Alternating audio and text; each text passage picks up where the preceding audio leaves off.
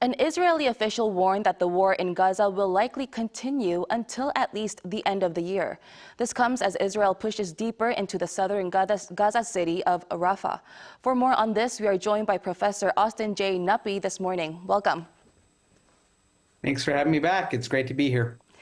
Right. Professor, Israel has been intensifying its operations in Rafah. Now, what are the latest developments in the region? So what happened this week is we've seen that the Israel Defense Forces have reached the Egyptian border with Rafah, the Philadelphi Corridor, in addition to an errant strike on a Rafah-based refugee camp, killing 45 and injuring several hundred.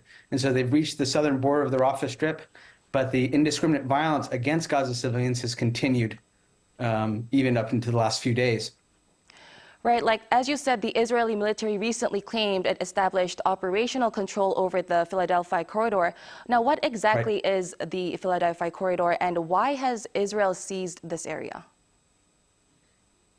It's approximately 100-meter no-man's zone bordering the southern end of the Gaza Strip with Egypt. It's about 8 miles long and 100 meters or 100 yards wide.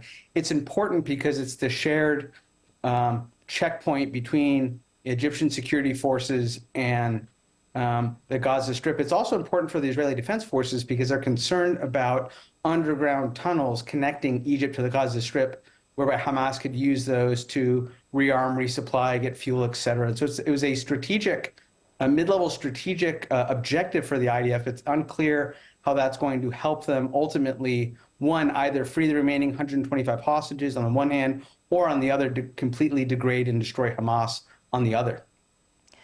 Right, and it appears that Gaza could see another 7 months of war, according to an Israeli official.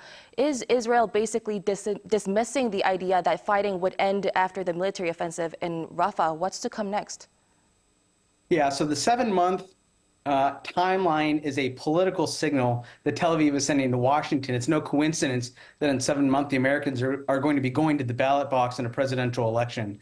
And so if I'm a member of Netanyahu's current government, I'm advising the president to maintain a low level of conflict in Gaza that they can manage until the election, in which case, if there's a change in administration the following year, re-engage with the Trump administration that would be more friendly to the Netanyahu regime's war aims. And so I suspect they're trying to hold out until the American election results become clear in mid-November. Right, and Israel's offensive continues despite mounting global condemnation, even with sanctions likely to be imposed by the EU. What's on Israel's mind at this point? Well, according to reporting from within Israel, the Netanyahu government is quite concerned about the ICJ arrest warrant situation, the International Criminal Court ruling, and is monitoring that situation on the one hand. On the other, they're trying to maintain progress towards either destroying Hamas or re-engaging Hamas's political leaders with the aim of releasing the prisoners. At the same time, there's still quite turbulent diplomatic relations with the Biden administration as well as European partners. And so they're trying to juggle many different dimensions of international diplomacy at the same time, fighting a war and confronting fractures within their coalition. Even this week, we've seen coalition members, including Benny Gantz and Yair Lapid, threatening to leave the coalition and call for an election. So Netanyahu is trying to hold together this wartime coalition, engage with international partners, and prosecute a war all simultaneously. Right, and speaking of international diplomacy, there's growing pressure on the Biden administration to change its relationship with Israel, and it hasn't gone as far as condemning the attacks in Rafah, but it has been urging Israel to do more to protect civilians. Now, how will the relationship between the U.S. and Israel change with continued attacks on Gaza?